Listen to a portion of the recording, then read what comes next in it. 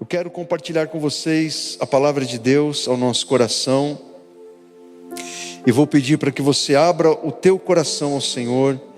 E vamos falar com Ele mais uma vez. Vamos pedir para que Jesus fale conosco. Senhor querido, queremos ouvir a Tua palavra. Fala conosco. Precisamos ouvir a Tua voz, que nos dá direção, que nos fortalece, que nos transforma, que nos santifica. A palavra que convence os pecadores do pecado, da justiça e do juízo pelo toque do Teu Espírito. A Tua palavra que nos mostra o caminho a seguir.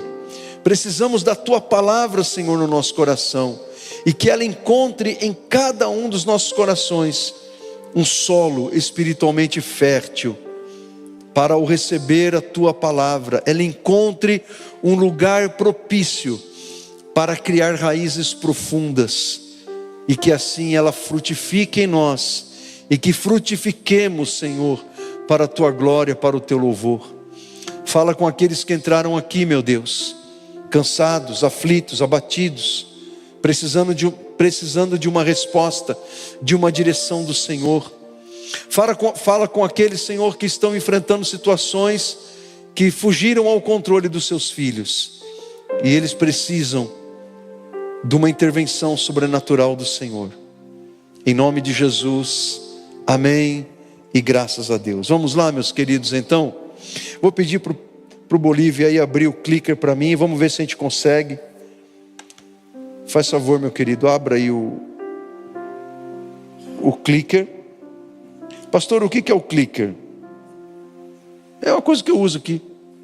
Tá certo? Não está abrindo aqui não, meu querido. Não está vindo aqui para mim não. Vê se está na rede streamer aí. Dá uma olhadinha. Vê se está no streamer, a rede. Se não tiver, aí você coloca aí para nós, tá bom? Enquanto isso, vamos lá ministrar a palavra do Senhor ao nosso coração, amém? Irmãos, todos nós enfrentamos em algum momento da nossa vida, uma luta, uma dificuldade, uma tempestade que temos que enfrentar. E há momentos na vida em que tudo parece sair do eixo, não é verdade? Que tudo parece sair dos trilhos, sair daquele script que nós escrevemos para a nossa vida. Porque no script que nós escrevemos para a nossa vida não constam os problemas, não é verdade? Quando você vai fazer um planejamento de vida, você conta com os problemas, você conta com as lutas inesperadas, com as frustrações. É óbvio, ninguém vai fazer isso, eu também não faço. Mas essas coisas nos ocorrem, essas coisas nos acontecem. E quando elas acontecem, a impressão que nós temos é que a nossa vida está saindo daqueles trilhos que nós traçamos para a nossa vida. Planejamos, nos esforçamos, tentamos fazer o que é certo, mas de repente algo acontece e sentimos que o chão se abre sob os nossos pés. Situações inesperadas, perdas, frustrações, traições, crises familiares ou financeiras nos lembram uma verdade incômoda. E essa verdade é: nós não temos controle sobre tudo. Nós não temos o controle sobre tudo.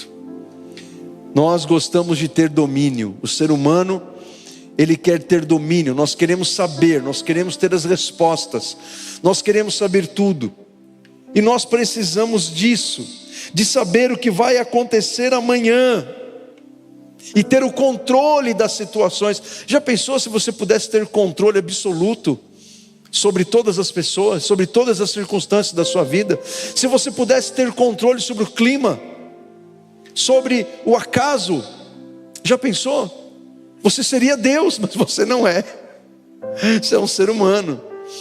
E é por isso que eu e você, nós não podemos ter o controle. Porque Deus, em sua sabedoria, muitas vezes Deus, em sua sabedoria, Ele permite que coisas que fogem ao nosso controle aconteçam na nossa vida. Para quê? Para que nós aprendamos a confiar nele. Porque enquanto estamos fazendo as coisas e as coisas aparentemente estão sob o nosso controle, a nossa tendência talvez seja buscar menos ao Senhor, ou até nos esquecer dele. Mas quando algo sai do nosso controle, somos lembrados por Ele, de que nós precisamos confiar nele, que precisamos buscá-lo, que precisamos render a nossa vida a Ele, e os cuidados da nossa vida em suas mãos. Assim como o salmista declarou: ainda que a terra se transforme e os montes se abalem no seio dos mares, há um rio cujas correntes alegram a cidade de Deus. Salmo 46. Ele está dizendo que ainda que aqui na terra tudo esteja, saindo do lugar, lá no céu está tudo bem. No céu não tem crise. E é este céu que está no comando da nossa vida. É este céu que reina sobre o nosso coração. Então, é nos momentos em que perdemos o controle que nós descobrimos algo muito importante. Descobrimos quem realmente está no trono. Descobrimos quem realmente está no comando.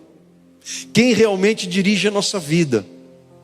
Quando perdemos o controle, nós descobrimos que quem está no controle da nossa vida é o soberano Deus. É o soberano Senhor. Então somos convidados a confiar nele. Então hoje vamos aprender à luz da palavra do Senhor como lidar espiritualmente de forma prática quando as coisas fogem do nosso controle. Não com desespero, mas com fé, com discernimento e confiança em Deus. Será que há alguma situação na sua vida que fugiu ao seu controle e você não sabe o que fazer? Como fazer? Primeiro passo a ser dado. Pense em todos os problemas que você tem. É óbvio, você não vai conseguir fazer isso aqui agora, né? Mas pense em alguns problemas que você tem. Situações desafiadoras. Aí imagine 3 colunas aí, 3 colunas imaginárias. Numa coluna, na primeira, vamos chamar de coluna A. Você vai listar todos os seus problemas que estão sob o seu controle. Que você sabe o que fazer. Você sabe como resolver. Você sabe quais recursos utilizar para você dar conta daquela situação desafiadora. Na coluna B, você lista todos os seus problemas que não depende só de você a solução. Depende de outras pessoas, depende de outras circunstâncias, depende do agir de Deus. Então situações que têm solução, mas que não depende só de você, depende de muitas outras circunstâncias. Na coluna C, você vai colocar todos aqueles problemas, situações desafiadoras, perrengues, que na sua percepção ou no seu entendimento, não há solução, não há o que fazer. Eu chamo esta coluna de só Jesus na causa. Será que tem alguém aqui nessa noite que tem problemas que estão nessa coluna, só Jesus na causa? Você não sabe o que fazer, você não tem controle sobre a situação, você não sabe que recursos utilizar, você não sabe, você não tem respostas. Então vamos aprender com Deus a como lidar com essas coisas. Então vamos lá? Em primeiro lugar, reconheça que Deus continua no controle. Reconheça que Deus continua no controle. Olha o que diz o profeta Isaías em Isaías 55. Na verdade, Deus falando através dele: os meus pensamentos não são os seus pensamentos, nem os seus caminhos os meus caminhos, diz o Senhor. Mais à frente ele vai dizer: olha, os meus pensamentos são muito mais altos que os seus. Então aquilo que a gente pensa não é aquilo que Deus pensa. Aquilo que nós achamos que é o melhor não é aquilo que Deus acha ser o melhor. As respostas que nós achamos que temos, Deus tem respostas muito maiores. É aquilo que o apóstolo Paulo fala aos Efésios, no capítulo 3, que Deus ele é poderoso para fazer infinitamente mais aquilo que pedimos ou pensamos, conforme o seu poder que opera em nós. Então reconheça que Deus continua no controle, quando tudo parecer sair do seu controle. Então você tem que continuar crendo. Pare de lutar contra o incontrolável e entregue a situação a Deus em oração e súplica, como nos ensina a palavra do Senhor. Repita para si mesmo: quando o teu coração temer, quando a tua alma gelar, diga para si mesmo: Deus ainda está no trono e não há crise no céu. Lembre-se, o fato de você não entender o plano não significa que Deus não tenha um plano para você. E é isso, às vezes a gente não entende o plano, o caminho que Deus está construindo. Não significa que Deus não tem um plano, Ele tem um plano. E se você está crendo, buscando e confiando, lá na frente você compreenderá o plano que Deus traçou. E você estará preparado para ajudar outras pessoas, para abençoar outras pessoas, como Paulo escreveu aos Romanos capítulo 5, que nos gloriamos nas próprias tribulações, porque a tribulação, ela vai produzir perseverança, e a perseverança vai produzir experiência, e a experiência, esperança. Então às vezes a gente fala para Deus: Senhor, eu quero crescer, eu quero ter experiências contigo. E Deus usa as situações desafiadoras da nossa vida, os problemas, as tribulações, para termos experiências com Ele. Ou você acha que experiência com Deus é só você ser batizado no Espírito, falar em língua estranha, profetizar, botar a mão no enfermo e curar o enfermo pelo poder do nome de Jesus? Isso é ter experiência com Deus, sim. Mas experiência com Deus é também ver os livramentos do Senhor na tua vida, para que você aprenda na prática o que significa confiar no Senhor, quando nada nesse mundo tem uma resposta para você. E essa resposta vem do Senhor, porque Deus, Ele não perde o controle das coisas que você não consegue controlar. Deus não perde o controle das coisas que nós não podemos controlar. Ele é o Senhor de todas as coisas. Amém? Em segundo lugar, escolha confiar em vez de se desesperar. Escolha confiar ao invés de arrancar os cabelos. Escolha confiar ao invés de ir para a rede social e descontar em todo mundo as suas dores.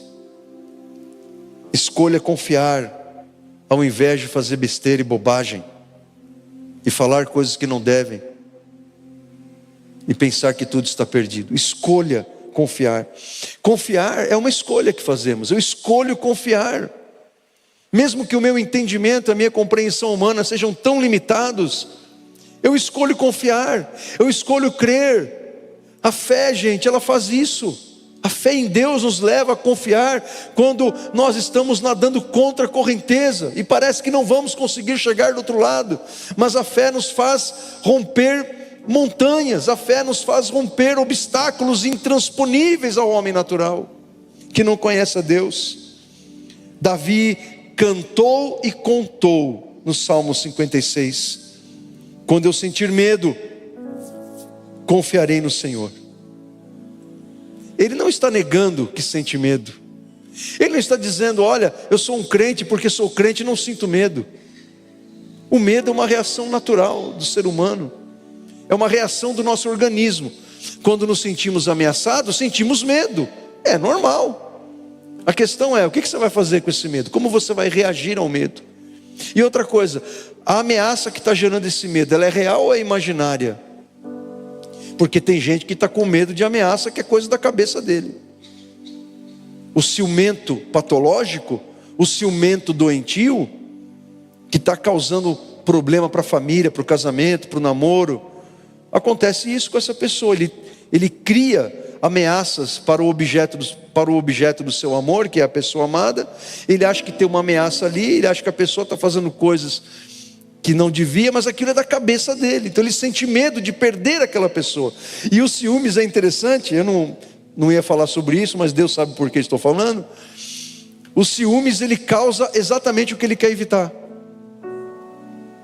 O que o ciúmes causa? Exatamente o que ele quer evitar, que é a perda da pessoa que ele ama. O ciúmes causa isso, é o efeito inverso. O ciúmes, ele quer controlar o outro, mas o ciúmes perde o outro.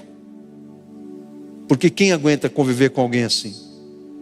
Essa pessoa precisa de cura, de libertação, ser curada, porque ela está sentindo medo de uma ameaça imaginária, é coisa da cabeça da pessoa. Agora, o fato é que nós enfrentamos ameaças que são reais também. E essas ameaças que são reais, elas vão gerar medo. Normal, ok, mas o que você vai fazer? Davi está dizendo, olha, quando eu sentir medo, ele está dizendo, eu sou um ser humano, sinto medo quando me sinto ameaçado. O que ele vai fazer? Eu vou confiar no Senhor.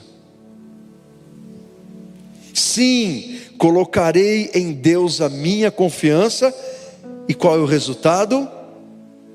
Ficarei tranquilo. A minha vida provará que as promessas de Deus são verdadeiras. Eu confio em Deus, que poderá fazer um simples mortal. Gente, sabe quando Davi escreveu esse salmo? Quando ele estava aprisionado pelos filisteus na cidade de Gate. Davi estava preso pelos inimigos de Israel. Ele estava aprisionado e ele estava compondo esse salmo. Ele estava falando isso para a sua própria alma, para o seu próprio coração. Ele estava pregando para si mesmo. Ele estava dizendo, ó minha alma, quando você sentir medo, confie no Senhor. Era uma forma dele desprezar no coração aquelas ameaças, porque havia um Deus maior do que as ameaças. O Deus dele, que é o nosso Deus. Quando ele diz, ele faz uma pergunta, que poderá fazer um simples mortal? Os filisteus eram um dos principais inimigos de Israel naqueles dias. E ele estava totalmente nas mãos daquelas pessoas. Mas ele sabia que o Deus que controla todas as coisas é maior, era maior do que aqueles inimigos. Então veja, ele estava preso. E estava lidando com o seu medo, escolhendo confiar ao invés de se desesperar. É isso que você faz? Quando o medo bate a porta do seu coração?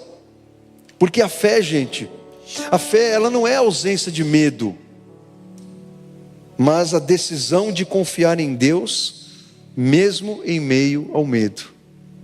Você está com medo, mas você decide confiar, e isso é fé. E a fé é uma forma de você controlar o medo. Controlar o medo. A fé é um meio de você trazer a paz de Deus para dentro do teu coração. A paz que te dará equilíbrio de você pensar, raciocinar, tomar decisões no meio da tribulação. A fé faz isso. Veja, Paulo, lá em Atos 16, diz que ele e Silas foram açoitados na cidade de Filipos por causa da pregação do Evangelho. As costas foram rasgadas pelas chibatadas daquelas pessoas que não compreendiam a mensagem do Evangelho. Eles foram colocados numa prisão, os pés e as mãos presos num tronco. Paulo e Silas podiam decidir murmurar, reclamar, praguejar, questionar Deus, mas não foi isso que fizeram. Lucas, o historiador desta narrativa de Atos 16, diz que à meia-noite Paulo e Silas começaram a louvar a Deus, a adorar ao Senhor. O corpo estava doendo, estava ardendo, mas o coração estava pulsando de fervor e de amor por Jesus. Os vergalhões no corpo não foram suficientes para apagar, embotar a fé daqueles homens. E à meia-noite, enquanto eles adoravam a Deus com cânticos e hinos espirituais, veio um terremoto sobre aquela prisão, as celas foram abertas, nenhum preso fugiu. O carcereiro, temendo que isso acontecesse, tentou tirar a própria vida, e Paulo disse, não faça isso, creia no Senhor e Ele salvará você e a sua casa. O carcereiro leva Paulo e Silas para casa, o Evangelho é pregado naquele lugar, aquela família toda se converte. A batismo, a conversão, a salvação naquele lar. E ali começa a igreja filipense, junto com algumas mulheres que oravam à beira do rio da cidade.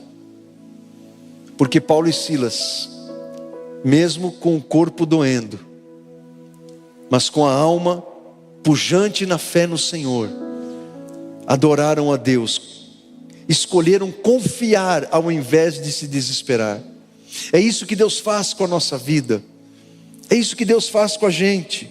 Daniel, na cova dos leões, ele escolheu descansar, passou a noite com os leões, e certamente em determinado horário da noite ele pensou: bom, se não me comer até agora, não vão me comer mais, o Senhor está nesse lugar. O livramento do Senhor, descansou no Senhor. Então confiar, meus queridos, é um ato de coragem espiritual. Confiar é um ato de coragem. É um ato de coragem. Você crer em Deus. Então, substitua as murmurações, as reclamações, pela oração, pela busca, pelos louvores, pela adoração ao Senhor. Ao invés de murmurar, adore. Ao invés de reclamar, busque ao Senhor. Entregue o teu coração a Ele. E evite decisões precipitadas no calor de uma situação difícil. Não tome nenhuma decisão precipitada quando o teu coração estiver desesperado. A palavra desesperado significa o quê? Sem esperança. Quando o teu coração estiver sem esperança, que você retome a esperança que é Cristo no teu coração. Não tome nenhuma decisão precipitada quando os seus pensamentos estiverem embaralhados e confusos por causa de uma situação difícil. Não tome nenhuma decisão precipitada quando o teu coração estiver com as emoções todas embaralhadas aqui dentro. Busque a Deus em oração. Fale com pessoas que são maduras na fé, para que você busque conselho. Clame a Deus, busque o milagre do Senhor. Não pare de confiar, creia no Senhor. Você não pode controlar o que acontece com você, mas você pode escolher como reagir diante daquilo que você não pode controlar. Amém? Em terceiro e em último lugar, espere com fé e haja com sabedoria. O mesmo Davi agora no Salmo 37, ele cantou assim: entregue o seu caminho ao Senhor, confie nele e ele agirá.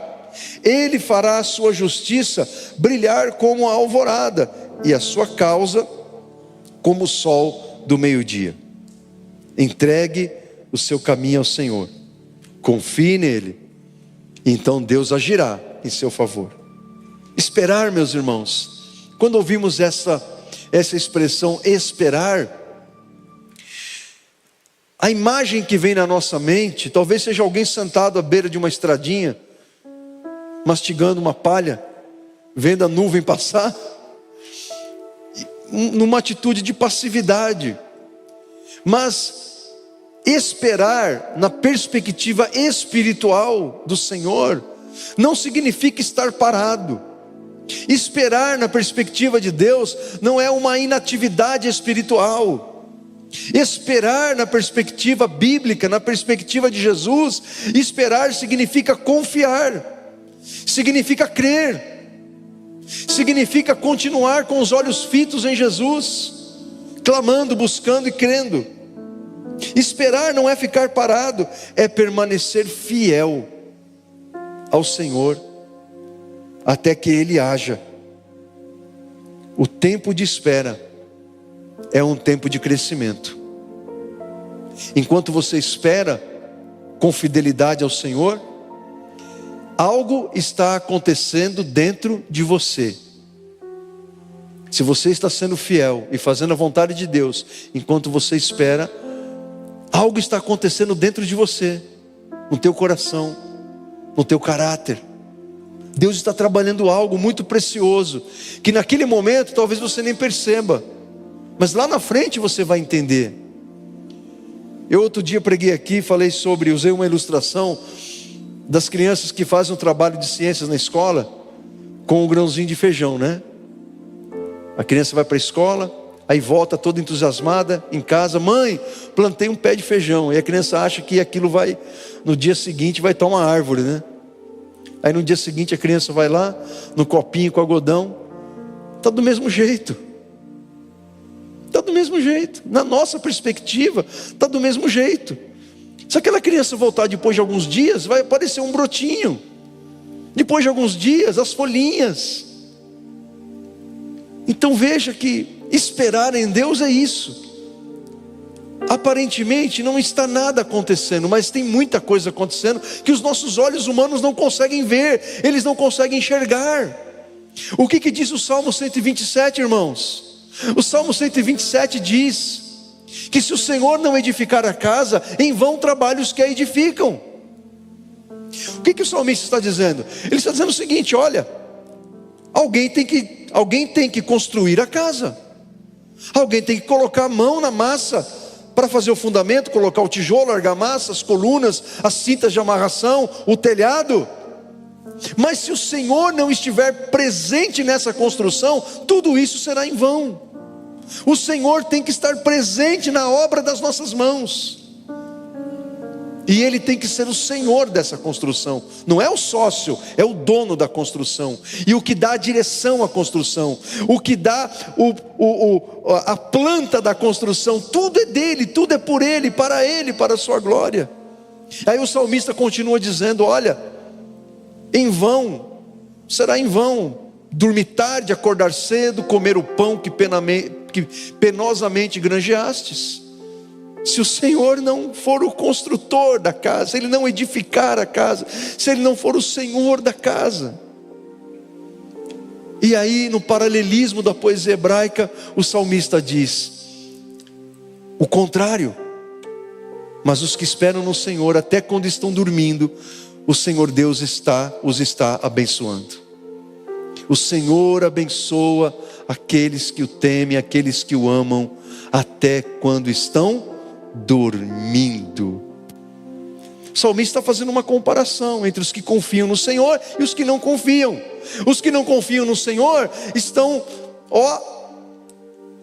ralando na vida, estão suando a camisa, estão se desgastando fisicamente, mentalmente, e tudo isso é em vão, porque são deuses de si mesmos, desprezam o Senhor.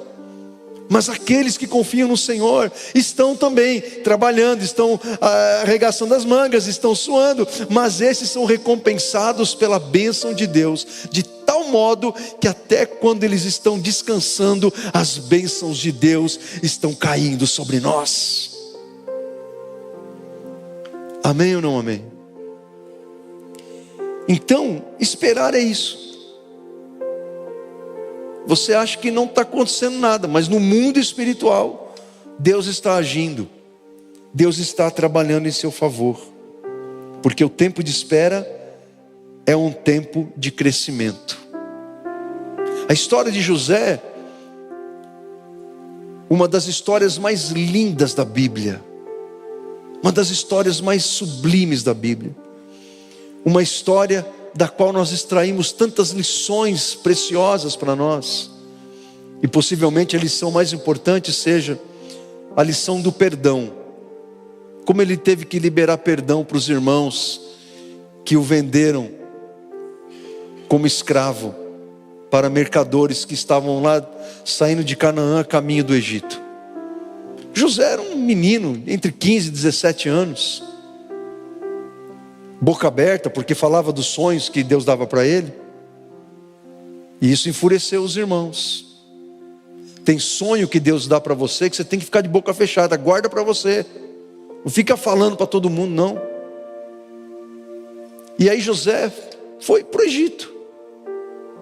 Você conhece a história, como foi perseguido, sofreu injustiça, mas permaneceu fiel em tudo, e por isso foi colocado como primeiro governador do Egito, abaixo somente do faraó. Ele teve que esperar, gente. Quando os irmãos dele apareceram, José já era um homem já de quase 50 anos, com mais de 40 anos certamente. E José teve que esperar até ver o propósito de Deus se cumprir. E enquanto Deus o prosperava, o abençoava, livrava ele das injustiças, Deus ia trabalhando no coração dele, transformando o coração de José. Que história, irmãos, a história de José. Uma história que nos ensina a esperar o tempo de Deus. E vivemos em tempos, no nosso mundo de hoje, em que nós não somos ensinados a esperar, porque tudo é instantâneo. Tudo é instantâneo. A sua comida é instantânea. A sua comida você congela e bota lá no micro-ondas, em 1 minuto ela está pronta. Ah, não tem comida no freezer, você liga para o iFood, chega a comida em 30 minutos. Você quer uma informação? Quem se lembra aqui, pessoal da minha geração, você queria uma informação para fazer um trabalho escolar? Você tinha que ir para a biblioteca da escola ou para a biblioteca da prefeitura. Os mais abastados tinham a enciclopédia Barça. Irmãos, que inveja de quem tinha enciclopédia Barça. E os caras vendiam, né? Havia vendedores que passavam de porta em porta vendendo. Agora você tem isso aqui, ó. Você quer, pergunta qualquer coisa aí, o Google, o ChatGPT, a IA, responde instantaneamente para você. Engenheiros, médicos, profissionais que trabalham com coisas profundamente complexas. Faz uma pergunta aqui, pronto, está pronto o projeto em 3 segundos. Tudo muito rápido, instantâneo. Então a gente se esquece que as coisas de Deus não funcionam assim. Embora Deus não esteja preso ao tempo, ao espaço e à matéria. Deus, se quiser agir, Ele age instantaneamente, em milésimos de segundos. Deus pode fazer isso. Mas muitas vezes Deus escolhe usar o tempo. Não o tempo dele, o nosso. Porque Deus não é escravo do tempo. O tempo de Deus, o Kairos, não é o nosso tempo, o Cronos. Deus não está preso no nosso tempo. Deus criou o nosso tempo e nos colocou nele. Então Deus, Ele usa o tempo que Ele criou para tratar do nosso coração, trabalhar o nosso caráter, nos ensinar a esperar. A esperar. Enquanto esperamos, estamos aprendendo, estamos crescendo, estamos tendo experiências com o Senhor. Então, faça o que está ao seu alcance com excelência e deixe o resto nas mãos de Deus. Porque esperar é também, não significa você fazer nada, é fazer aquilo que é possível enquanto você espera. É fazer aquilo que é você que tem que fazer e não Deus. Isso pode parecer um chavão evangélico, um chavão cristão, mas é uma pura verdade. Deus não vai fazer no seu lugar aquilo que você tem que fazer. E você não poderá fazer aquilo que Deus pode fazer. Então, saber esperar e faça aquilo que está ao seu alcance. E não faça aquilo que está ao seu alcance que não é para você fazer. Vamos lembrar de Abraão e Sara? Eles tinham a promessa de serem pais na velhice. Mas eles não esperaram. Sara, ela quis dar uma ajuda para Deus. Ela quis fazer algo que estava ao alcance deles, mas que não era o plano de Deus. O Abraão ter filho com a escrava. Nasce Ismael.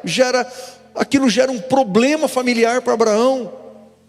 Aí Sara engravida, porque é óbvio, Deus prometeu, Ele vai cumprir.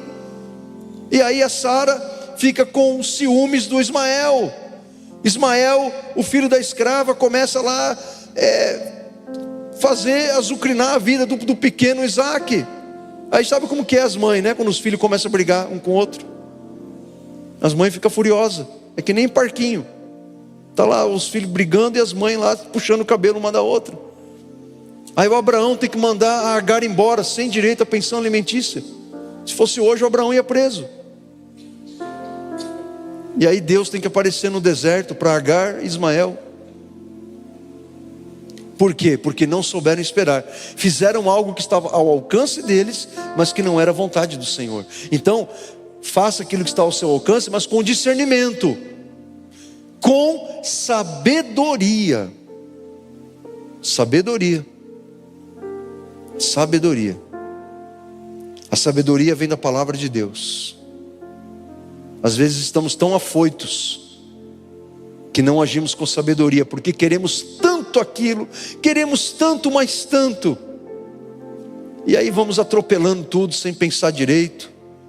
Outro dia eu falei aqui sobre vários crentes que com seus 40, 50 anos estão viúvos ou divorciados, querem se casar, estão desesperados, aí encontra alguém, e aí vai casando assim, sem pedir conselho, sem pedir ajuda, sem orar direito, sem conhecer direito a outra pessoa.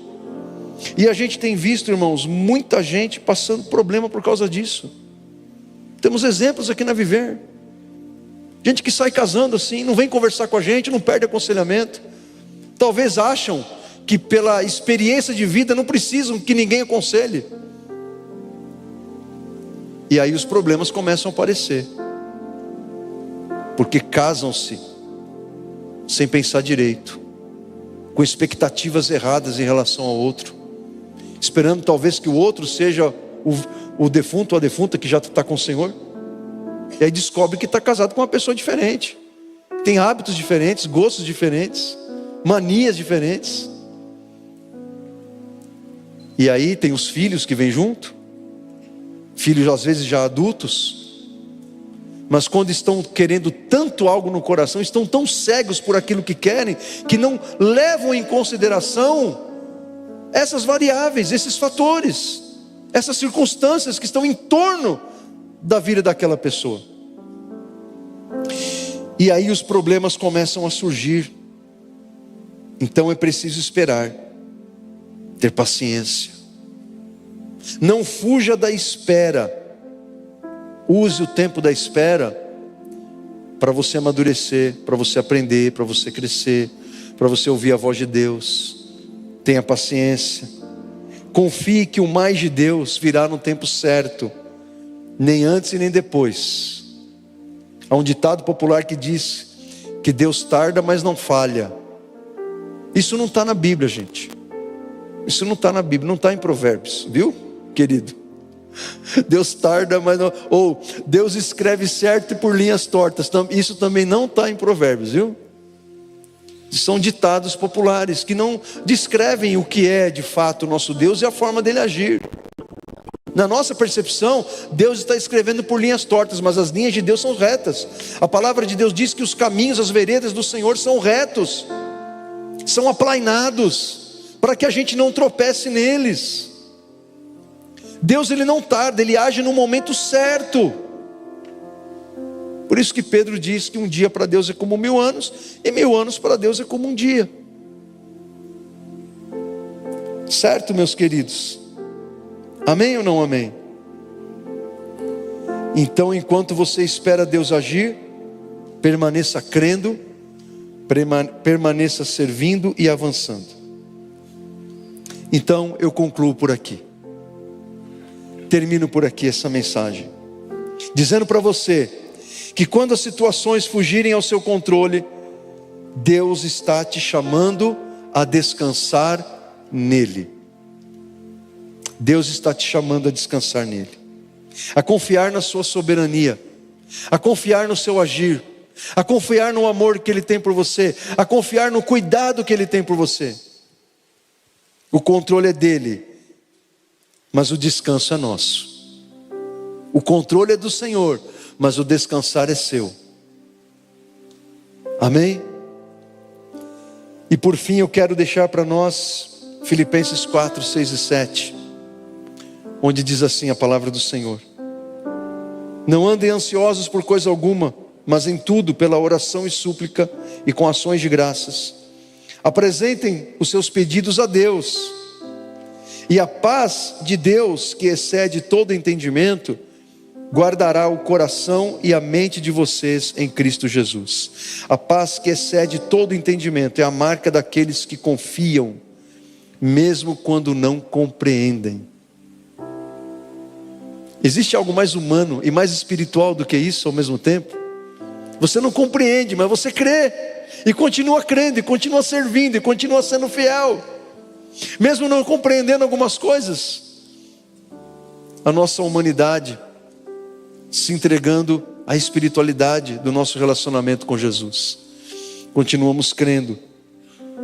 Eu gosto muito dessa expressão de Paulo, quando ele diz que esta paz de Deus que excede o nosso entendimento, ou seja, nós não podemos compreender, é uma paz que excede a nossa compreensão humana.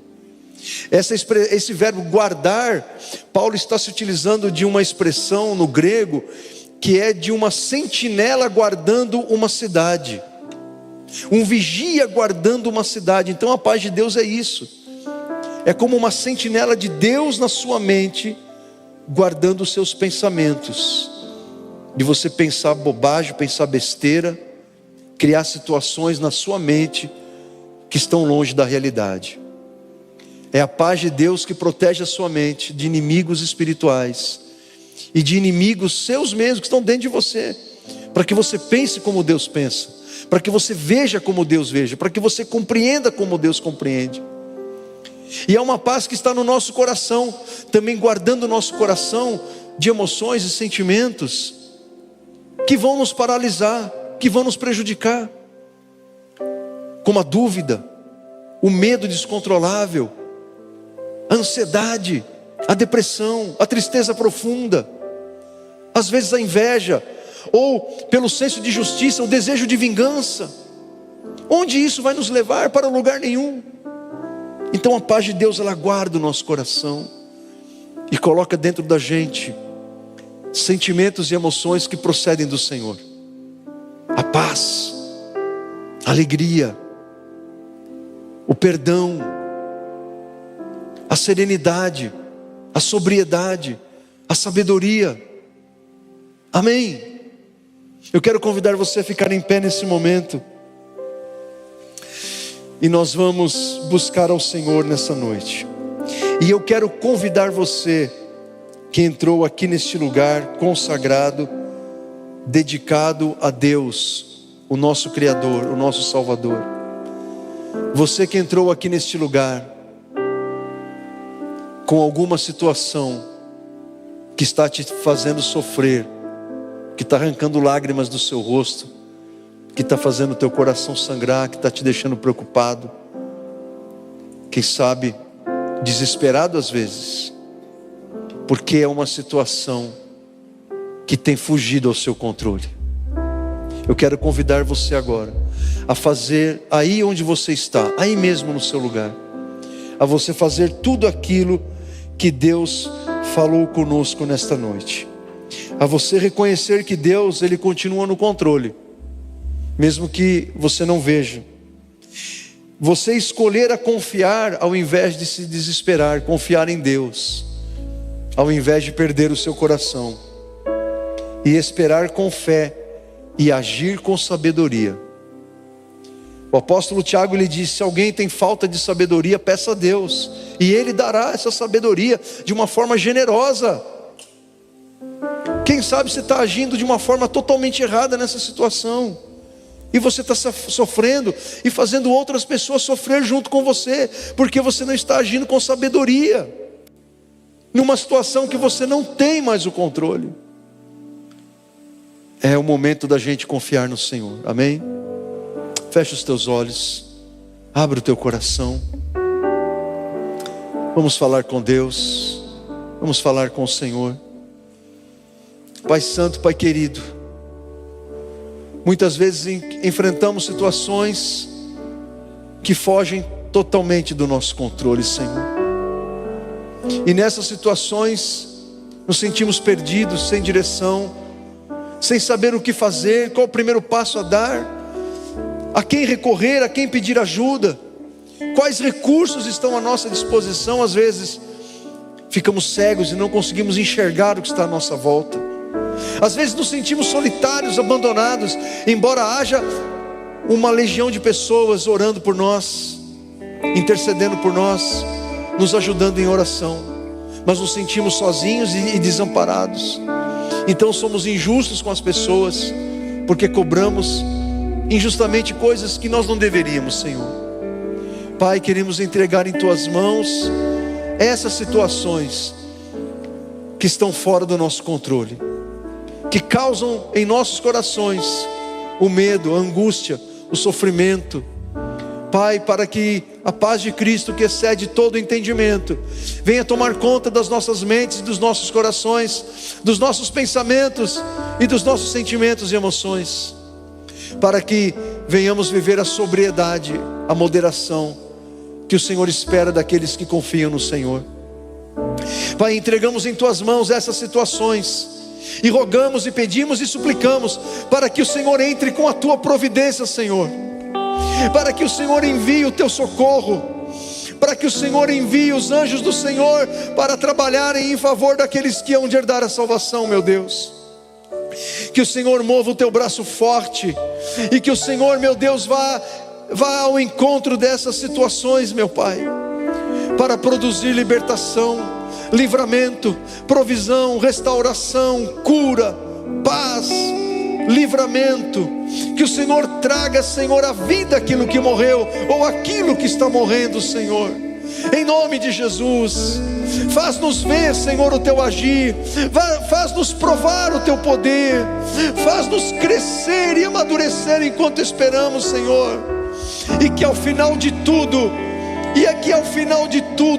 nas vitórias do Senhor na nossa vida, o Teu nome seja exaltado, o Teu nome seja glorificado, Jesus, o Teu nome seja reconhecido como aquele que abençoa aqueles que confiam no Senhor. Eu quero convidar você a levantar as suas mãos a Deus, num sinal de rendição ao Senhor, e diga para Deus com as tuas mãos levantadas: Senhor, eu entrego tudo a Ti, tudo que tenho, tudo que sou, Pai, eu entrego em Tuas mãos. Eu entrego em Tuas mãos, Senhor, aquilo que eu não posso controlar. Eu entrego em Tuas mãos aquilo que eu não posso fazer. Eu entrego em Tuas mãos aquilo que não sei. Eu entrego em Tuas mãos aquilo que não posso compreender. Eu entrego em Tuas mãos aquilo que se levanta contra mim. Eu entrego em Tuas mãos, Pai, gigantes que são mais fortes e maiores do que eu. Senhor, eu entrego em Tuas mãos tudo aquilo que me aflige, que tira a minha paz. Eu entrego em Tuas mãos, Senhor, tudo aquilo que tenta me tirar dos Teus propósitos, Pai. Eu entrego em Tuas mãos, Senhor, tudo que tenho, tudo que sou. Eu entrego a Ti, meu Deus, porque eu confio no Senhor. Aleluia.